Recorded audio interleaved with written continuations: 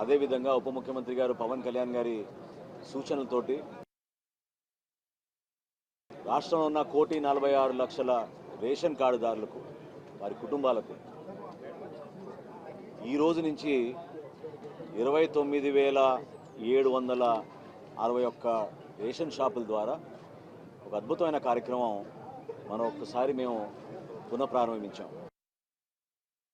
దీని వెనక గతం నుంచి చెప్తా వచ్చాను నేను. పటిష్టంగా ఉన్న వ్యవస్థని దశాబ్దాల కాలంగా ప్రజలకి మెరుగైన సేవలు అందిస్తూ ఉన్న ఈ రేషన్ షాపుల్ని దురుద్దేశంతో రద్దు చేసి ఎండియు వ్యాన్లు తీసుకొచ్చి 9,260 ఎండియు వ్యాన్ల కోసం దాదాపు 1,700 కోట్ల రూపాయలు వెచ్చించి రాష్ట్రానికి ఎంతో నష్టం కలిగించారు. ఈ 29,000 రేషన్ షాపులు ప్రతిరోజు 1వ తారీఖు నుంచి 15వ తారీఖు వరకు ఉదయం 8 నుంచి మధ్యాహ్నం 12 వరకు, మళ్ళీ 4ంటికి ఓపెన్ చేసుకుని సాయంత్రం 8 వరకు కార్డుదారులు అందరికీ కూడా అందుబాటులో ఉంటారు. ఇంకొక ముఖ్య కార్యక్రమం దీంట్లో ప్రారంభించాం.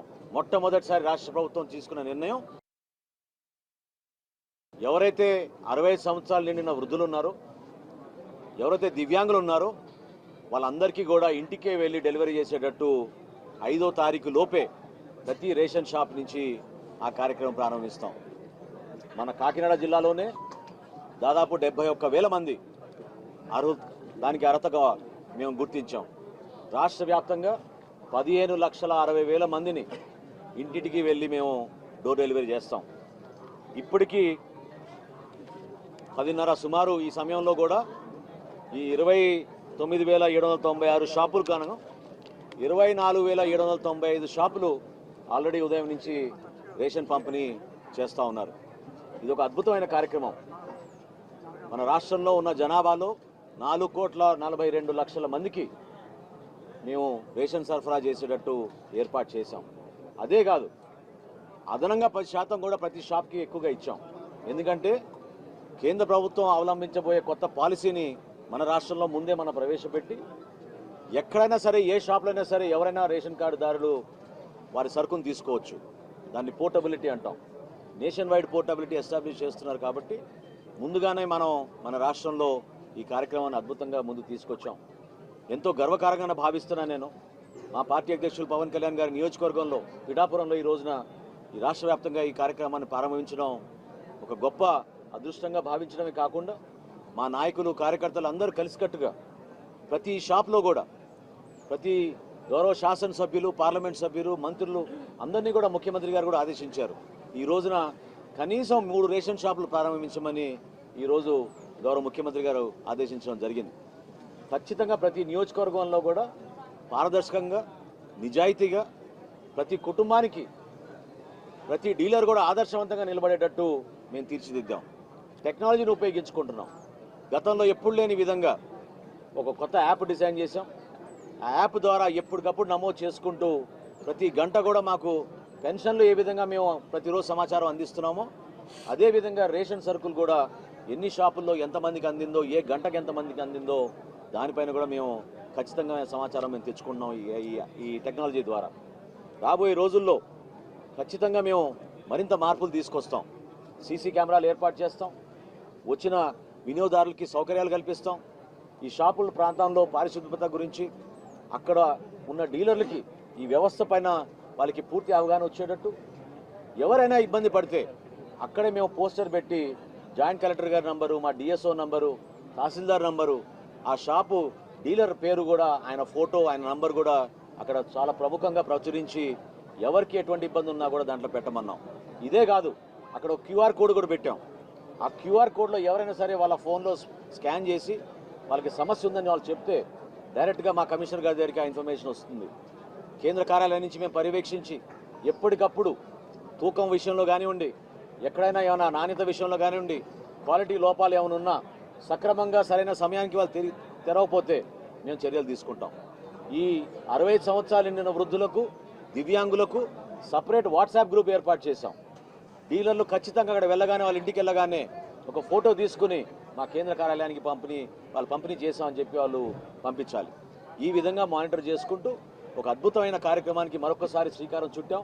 గతంలో జరిగిన నష్టాన్ని మా కూటమి ప్రభుత్వం ఒక మంచి పరిపాలనతో ఒక మార్పు తీసుకురావాలని సంవత్సరం లోపే మేము చేసిన కార్యక్రమం. ఇన్ఫ్యాక్ట్ ఈరోజు మీరు గత సంవత్సరం మీరు గుర్తుపెట్టుకుంటే ఈ రోజున ఎగ్జిట్ పోల్స్ వచ్చినాయి. ఎగ్జిట్ పోల్స్లో చాలా క్లియర్గా ఒక మార్పు రాబోతోంది, మన రాష్ట్రంలో మంచి ప్రభుత్వం రాబోతుందని పత్రికలందరూ కూడా ఆ రోజు ప్రచురించారు, చూపించారు. ఆ విధంగానే మా పరిపాలన కూడా గౌరవ ముఖ్యమంత్రి గారి ఆధ్వర్యంలో ఖచ్చితంగా ప్రతి కార్యక్రమం సంక్షేమం కానివ్వండి, అభివృద్ధి కానివ్వండి, ప్రజలకు అంకిత భావంతో చేసుకుంటూ ముందుకెళ్తాం. అధికార యంత్రాంగం కూడా చాలా సహకరించారు ఈ కార్యక్రమాన్ని ముందుకు తీసుకెళ్ళడానికి. ఎందుకంటే మామూలు కార్యక్రమం కాదు, చాలా ఇబ్బందులు ఉన్నాయి. కోర్టు ద్వారా కూడా చాలామంది ఆపడానికి ప్రయత్నం చేశారు. అయినా కానీ ఒక నమ్మకంతో ప్రజలకి ఖచ్చితంగా మేము మెరుగైన సేవలు అందించగలుగుతాం. రేషన్ షాపుల ద్వారానే డెఫినెట్గా మేము ప్రతి కుటుంబానికి అందించాల్సిన సరుకులు నిజాయితీగా అందించగలుగుతామని మేము నిర్ణయం తీసుకున్నాం. నిన్న ముఖ్యమంత్రి గారు మాట్లాడుతూ ఏ విధంగా బియ్యం అక్రమ రవాణా చేసుకుంటూ ఎంతోమంది దీంట్లో పాల్పడుతున్న విషయం కూడా ప్రస్తావించారు. మీకు తెలుసు గతంలో ఏ విధంగా చేశాం. ఈ సంవత్సరం కాలంలో మొట్టమొదటిసారి రైస్ స్మగ్లింగ్ని పీడీ యాక్ట్ కింద తీసుకొచ్చాం. ఆ చట్టం కింద తీసుకొచ్చి కేసులు కూడా బుక్ చేసి కాకినాడలో కూడా మీరు చూశారు, చెక్ పోస్టులు ఏర్పాటు చేశాం. రాబోయే రోజుల్లో ఖచ్చితంగా నెల్లూరు జిల్లాలో తడలోను, కృష్ణపట్నం దగ్గర కూడా అదే విధంగా పర్యవేక్షించి ఖచ్చితంగా మన ప్రజలకు అందించాల్సిన ఈ సరుకుని ప్రతి ఒక్కరికి అందించే విధంగా ఈ కార్యక్రమాన్ని ముందుకు తీసుకెళ్తాం. మీరందరూ కూడా సహకరించినందుకు, ఈ కార్యక్రమాన్ని అద్భుతంగా చేసినందుకు, నాతో పాటు వచ్చిన గౌరవ శాసన మండలి సభ్యులు హరిప్రసాద్ గారికి, గౌరవ శాసనసభ్యులు నానాజీ గారికి, వర్మ గారికి, మా తుమ్మల బాబు గారికి, మా కమిషనర్ సౌరభ్ గౌర్ గారికి, జాయింట్ కలెక్టర్ గారు, ఇక్కడ ఉన్న అధికారులు అందరికీ కూడా ప్రత్యేకంగా నేను ధన్యవాదాలు తెలుపుకుంటున్నాను. ఈరోజు జరగబోయే కార్యక్రమాలు మీరే చూస్తారు. ఒక మార్పు, ప్రభుత్వం ఏ విధంగా ప్రజల నమ్మకాన్ని నిలబెట్టుకోవడానికి కోసం మేము తీసుకున్న చర్యల్ని 100% ప్రజలకే మేము అంకిత భావంతో పనిచేస్తూ నిజాయితీగా ఈ కార్యక్రమాన్ని విజయవంతంగా తీసుకెళ్తాం. దానికి సహకరించిన మీ అందరికీ కూడా ప్రత్యేకంగా ధన్యవాదాలు.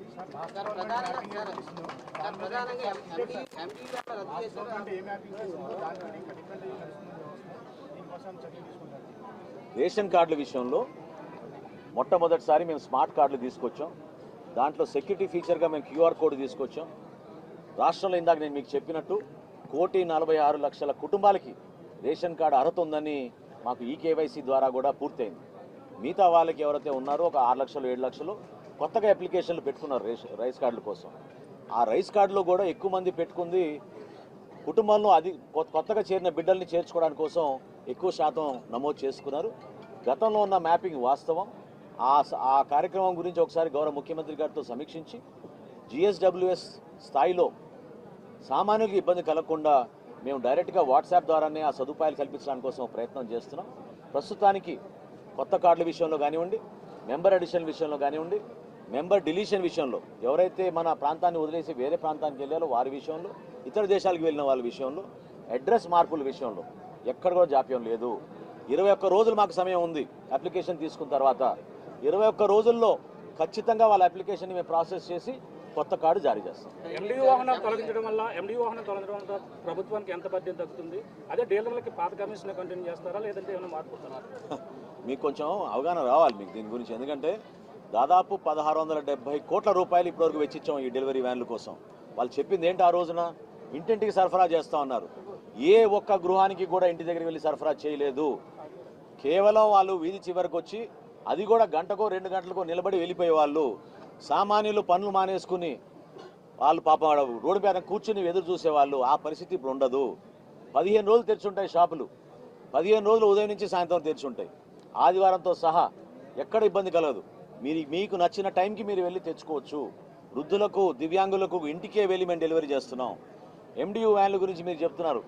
ఈరోజు మనం తీసుకున్న నిర్ణయం వల్ల దాదాపు 385 కోట్ల రూపాయలు ప్రభుత్వానికి, దానివల్ల కొంచెం మేము బ్యాంకులతో మాట్లాడిన తర్వాత తప్పకుండా మీ ప్రభుత్వానికి వెచ్చించాల్సిన డబ్బుని మేము తగ్గించేటట్టు ప్రయత్నం చేశాం. దాంట్లో మేము విజయం సాధించాం.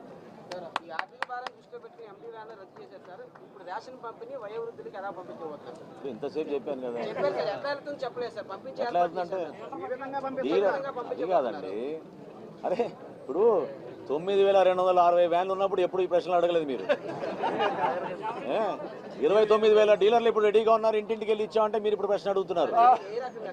ఏ రకంగా డీలరు, వాళ్ళ కుటుంబ సభ్యులు, వాళ్ళతో ఉన్న వాళ్ళ అనుచరులు కలిసి 5వ తారీఖు లోపే ఖచ్చితంగా డోర్ డెలివరీ చేస్తారు.